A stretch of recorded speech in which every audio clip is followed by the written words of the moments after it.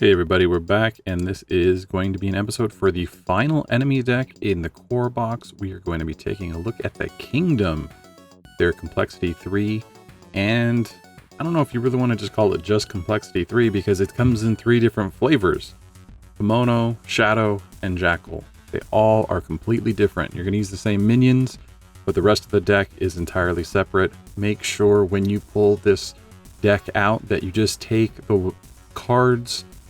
Minions are all going to have the various color patterns. They're all going to be the same. You won't have a problem with that.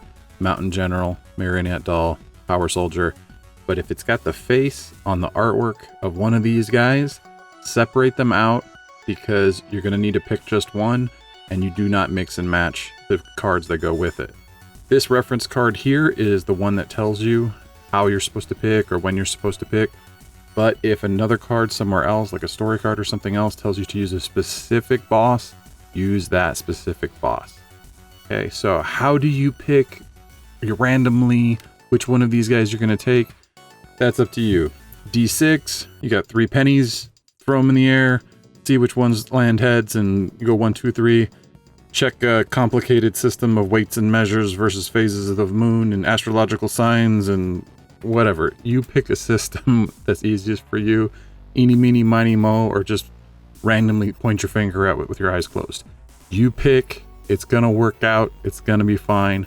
I hope you play through all of them. And the structure of the video is going to be set up so we're going to look at all of the most common things between the various options first. And then if you need to come back to the video, you can jump ahead and go to the section for Jackal, Kimono, or Shadow, however you need.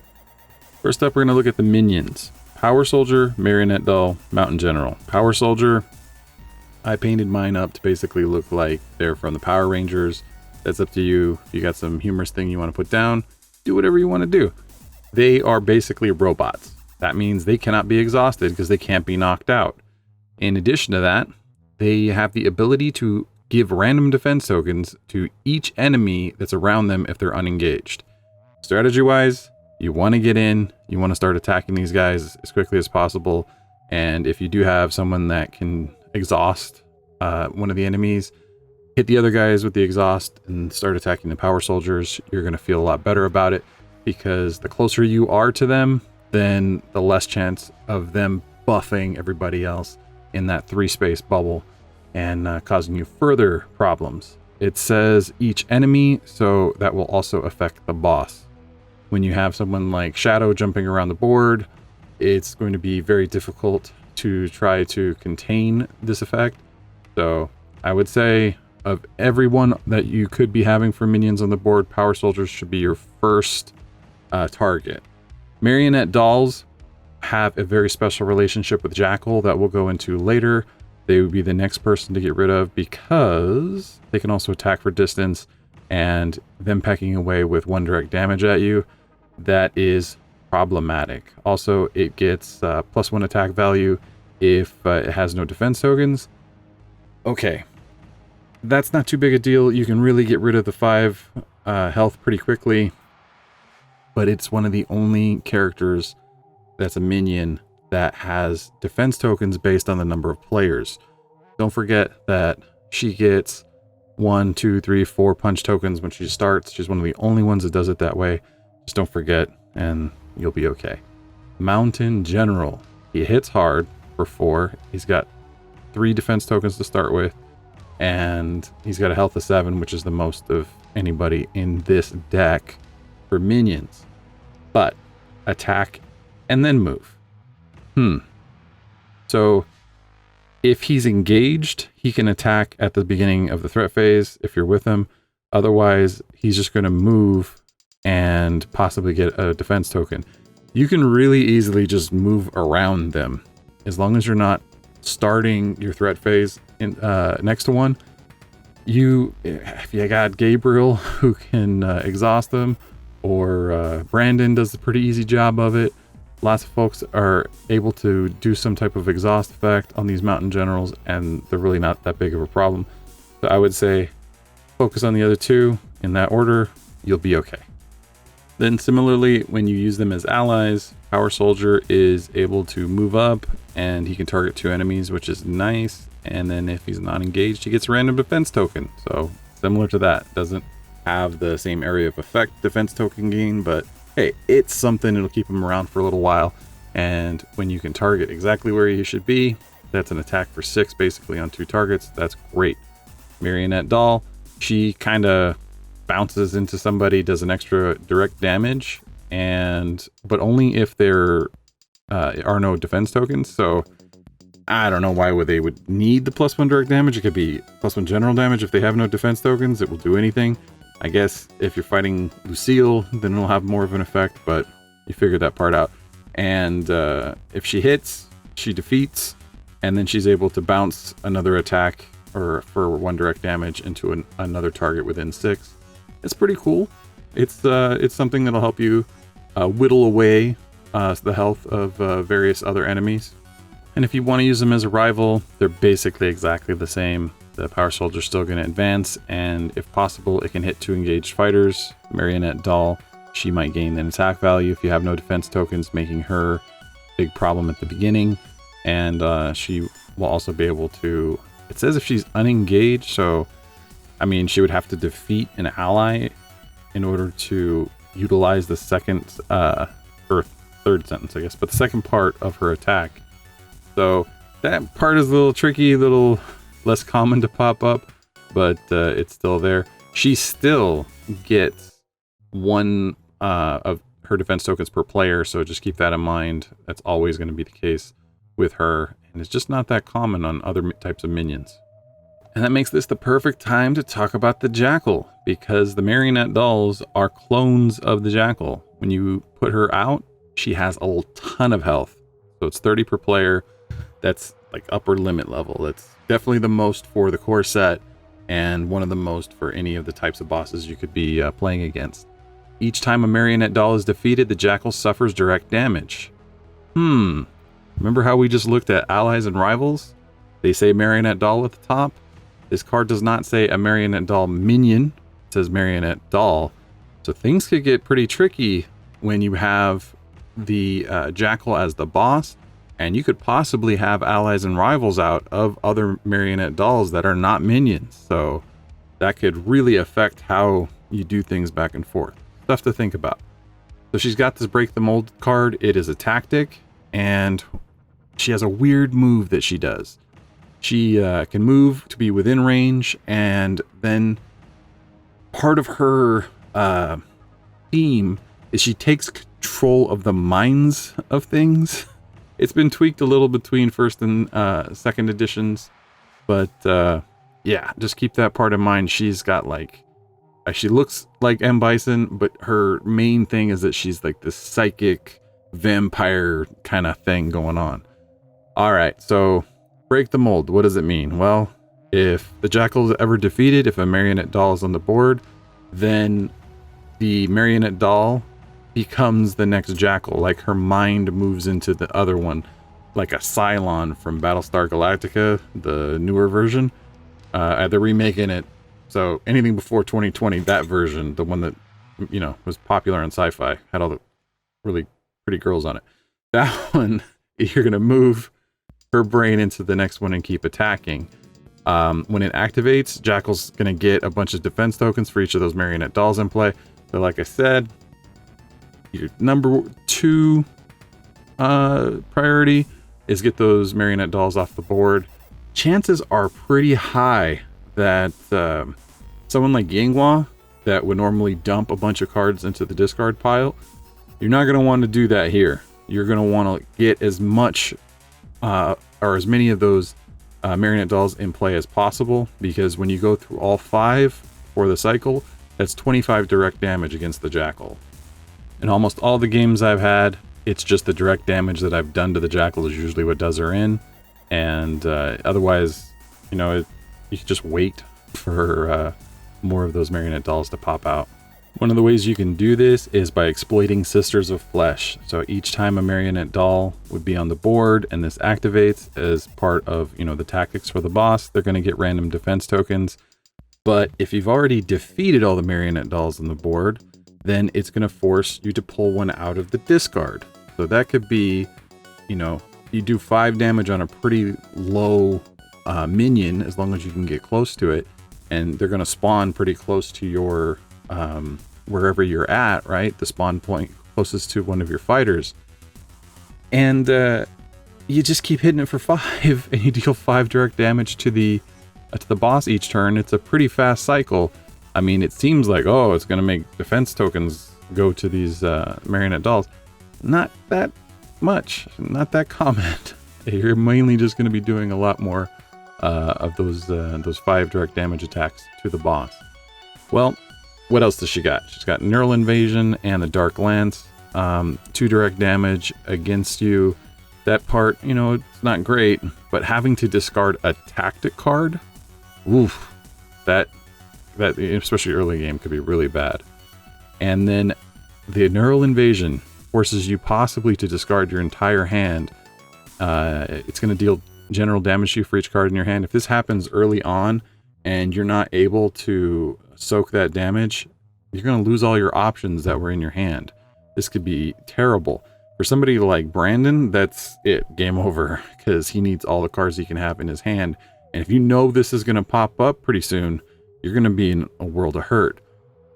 But you have a ton of defense tokens and you don't know what to do with Neural Invasion. All of that damage is going to be general damage, and you can just let it ride to get a ton of power and just keep pounding away at the enemies that are going to pop up. Strategies, they're available. Until you get yourself a copy of the Redemption Pack, as Allies and Rivals is really where you get to see her mind control stuff come into play. And she's going to move, and then she can target an enemy within 3. That gives her generally a range of 6 from where she starts.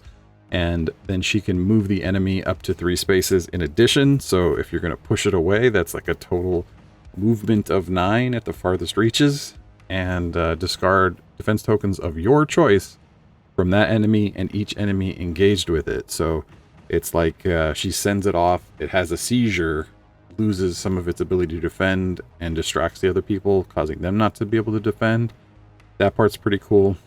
Rival side, she flips it on you. She moves to the farthest fighter up to 3 spaces towards the nearest enemy.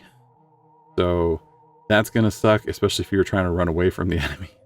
And then if she can't do that, I mean, there's times it says if she's unengaged, and in the early part of the game, she's obviously going to be unengaged, then she would get to attack and retreat. So, all right, cool. That's basically what she's going to do. And if you get her in the Redemption Pack, mind control. And then we have one of the guys that has had the most changes. It's kind of up there for clarification's sake between the first and second Kickstarter versions. But this is the one you're most likely to get if you bought the retail version. And this is Kimono. He has mutant prowess, so pop that up and put it into play. And that means that he'll have a starting attack value of 5. If you look at his actions, he also gets quite a bit of reach. He is a big boy, and he can hit you from 2 away. And every time he attacks each fighter. So anyone who gets near him is going to get punched in the face by all of his arms. And then, if you didn't get hit, you're going to either give him power, putting power on tactics of his, or giving him random defense tokens.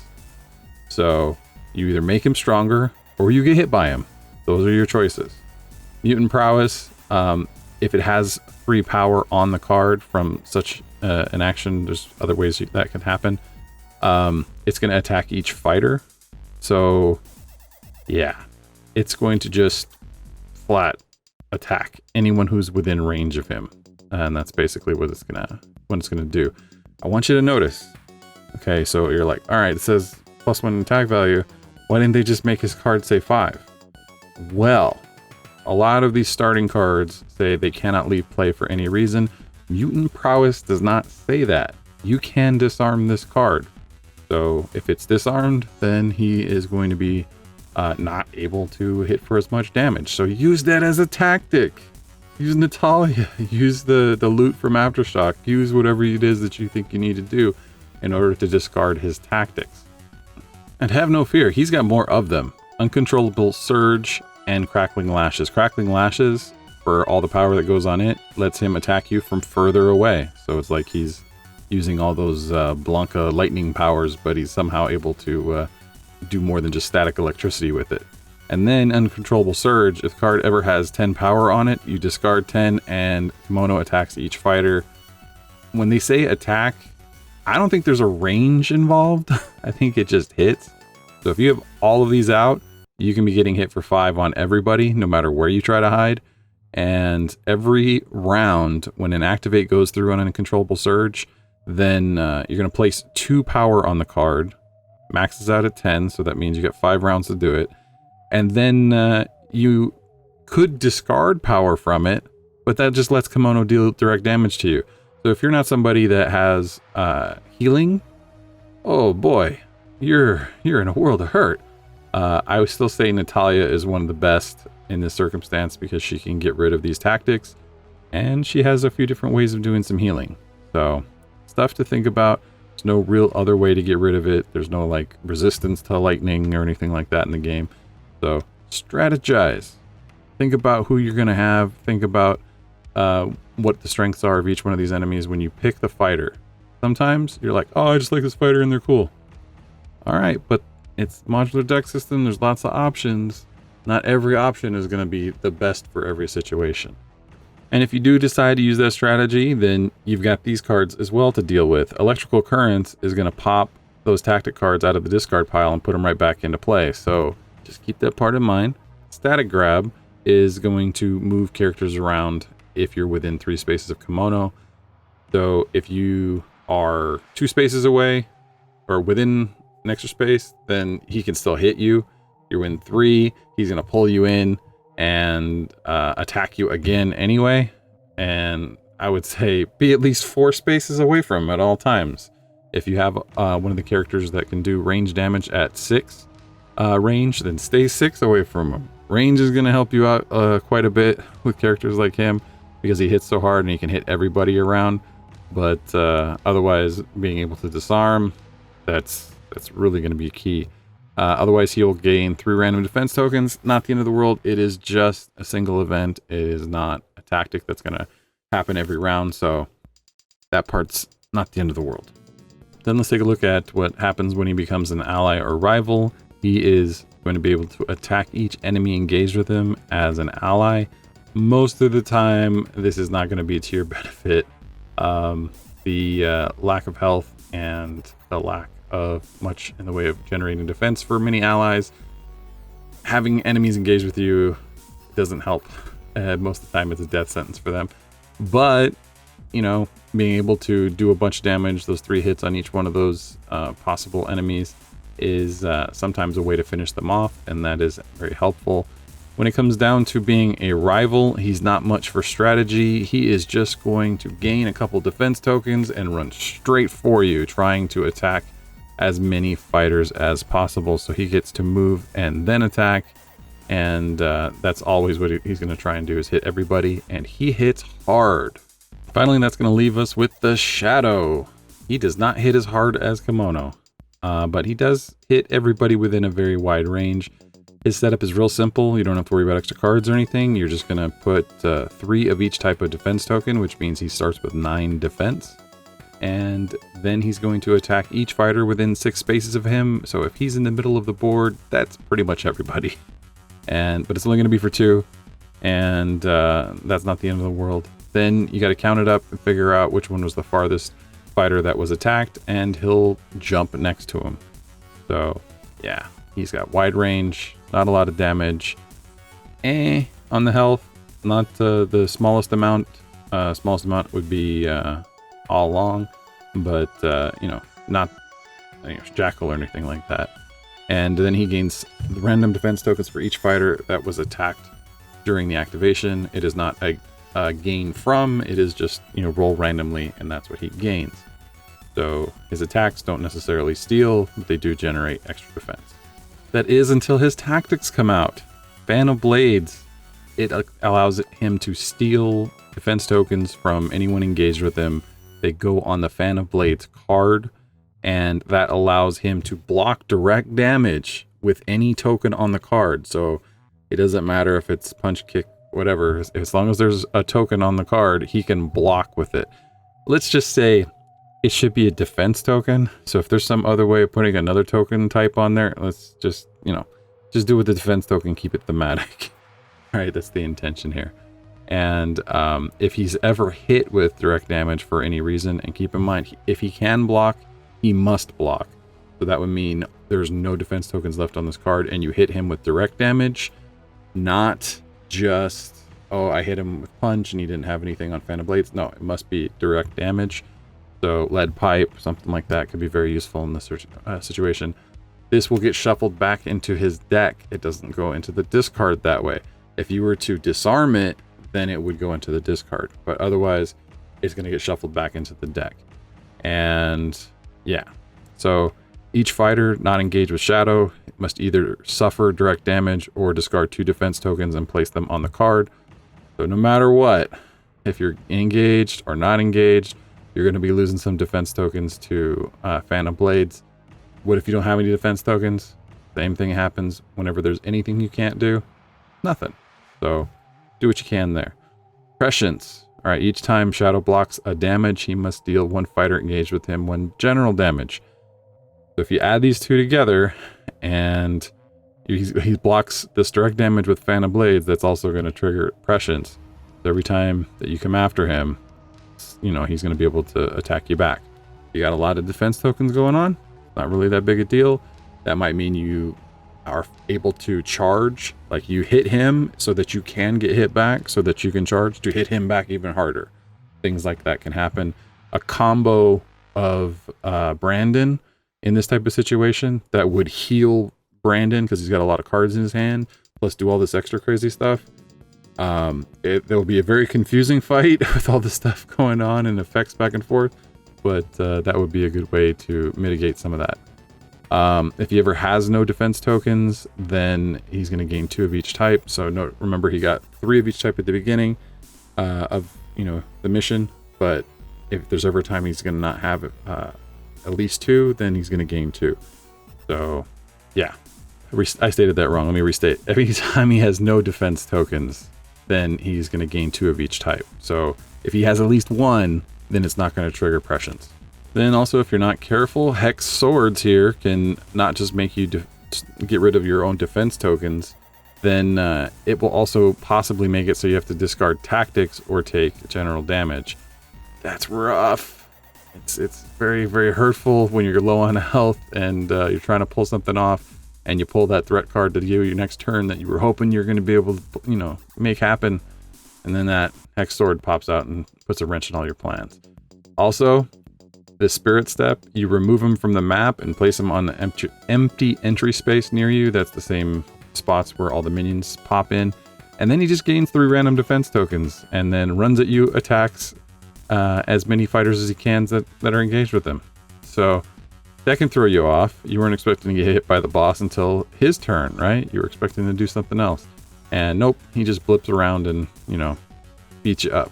So when he is as a fighter instead of as a boss, he gets all these little tokens that are like shadows of Shadow.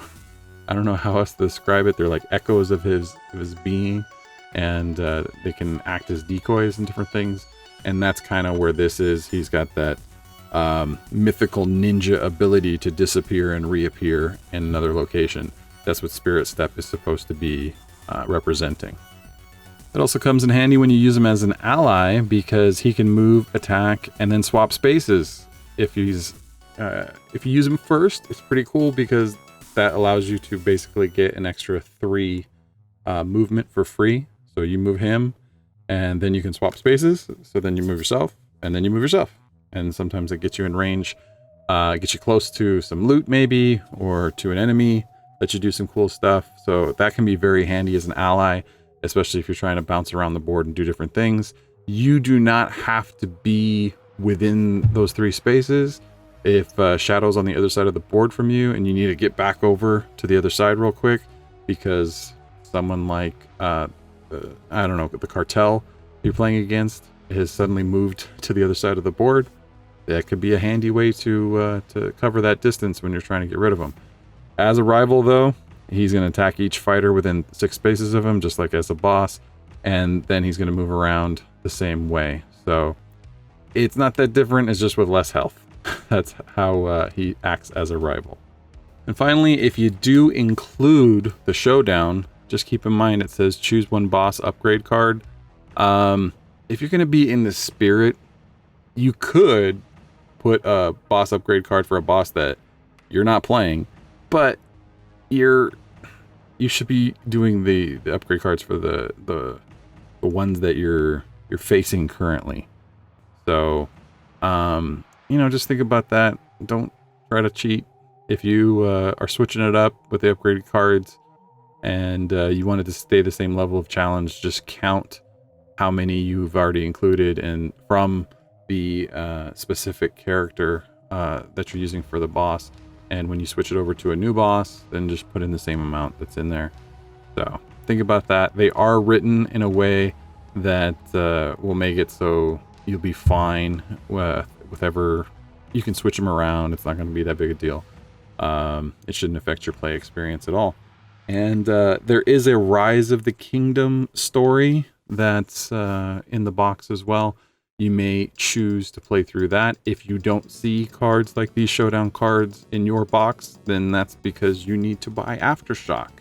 And it's part of the expansion world that will help you get a little more out of your game. And it's a fun game. It's a great game. And I like having the options that are available. It is not that difficult to play through all of it, because the game plays in hour or two when you really get it down. So give them all a shot. And that's it for the enemies of the core box. I've already done all the fighters, so what should I do next? Should I move on? Should I do some expansion stuff? Should I keep going and maybe do stages? This is where you have an opportunity to throw in some feedback with some other types of questions and things.